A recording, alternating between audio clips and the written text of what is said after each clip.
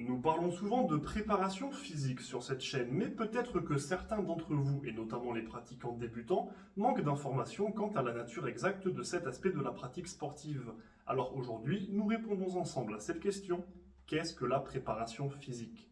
Juste avant de commencer, si vous appréciez ces vidéos hebdomadaires, pensez au like, commentaire, enregistrement, un partage sur vos réseaux sociaux ou en story aide énormément à la visibilité. Toute forme de soutien est grandement appréciée.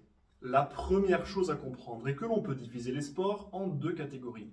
Ceux dont l'aptitude physique en elle-même correspond à la performance et les autres. Pour cette première catégorie, nous pouvons citer des sports comme le crossfit ou l'haltérophilie.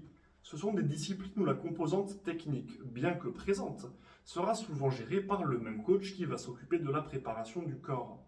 D'ailleurs, le simple fait de réaliser les mouvements dans ces activités représentera à la fois un travail technique et physique. Dans la deuxième catégorie, nous retrouvons toutes les autres activités comme les sports de ballon, de raquettes, d'équipe.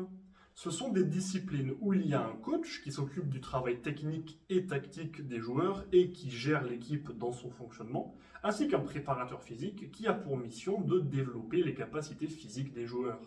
On peut citer le basketball par exemple, où un entraîneur s'occupera de développer les capacités de dribble, de shoot, de passe, et instaurera et fera respecter des schémas tactiques offensifs et défensifs, et où le préparateur physique s'occupera de la gestion de la charge d'entraînement, du renforcement musculaire, du travail de cardio, de pliométrie, etc. C'est donc dans cette seconde catégorie de sport, qui représente la majorité, que l'on retrouvera la plupart des préparateurs physiques. Et comme vous l'aurez sûrement compris avec mon exemple précédent, un préparateur physique travaille en collaboration avec un ou des coachs, et ce, que ce soit sur une équipe ou sur un athlète individuel, de manière à ce que tous les pratiquants soient aussi performants que possible sur tous les aspects physiques. Car oui, un footballeur par exemple peut être aussi optimisé physiquement que cela est possible s'il ne sait pas courir avec un ballon, dribbler, tirer, faire de passes, se placer et se déplacer sur un terrain, alors il sera un piètre footballeur.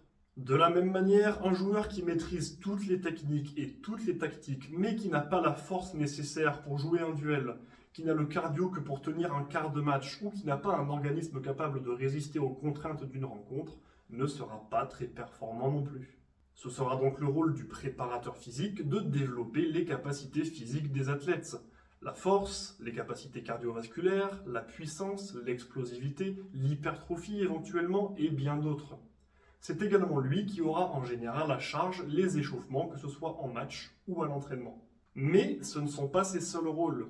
Le métier de réathlétisateur étant encore peu développé, c'est souvent au préparateur physique qu'il incombe de faire la liaison entre le pôle médical, notamment les kinés, et les coachs, afin de mettre en place la reprise des joueurs blessés. Notons d'ailleurs que les formations en préparation physique proposent souvent des diplômes de préparation mentale, de nutrition, de réathlétisation. Les structures ne pouvant en général pas s'offrir un professionnel dans chaque domaine, c'est souvent au préparateur physique que toutes ces tâches reviennent. Enfin, concluons en évoquant le fait que travailler dans une structure n'est pas la seule manière d'évoluer en tant que préparateur physique.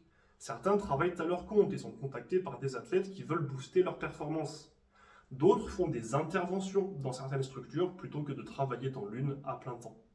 J'espère avoir pu vous éclairer sur ce qu'est vraiment un préparateur physique et sur quelles sont ses missions. J'espère que cette vidéo vous a été utile. Si vous avez des questions sur le sujet que nous venons d'aborder ou des interrogations sur le domaine de l'entraînement en général ou même sur votre cas précis, contactez-moi pour que je puisse vous aider. Si vous voulez que nous travaillions ensemble, mettez-vous en contact avec moi afin que nous échangions. Et n'oubliez pas de partager cette vidéo à vos amis qui en auraient besoin et de laisser un like et un commentaire pour donner votre opinion sur le podcast du jour ou suggérer des sujets de vidéos que vous voudriez voir traités sur la chaîne. Sur ce, bon entraînement et n'oubliez pas, rendez-vous fiers.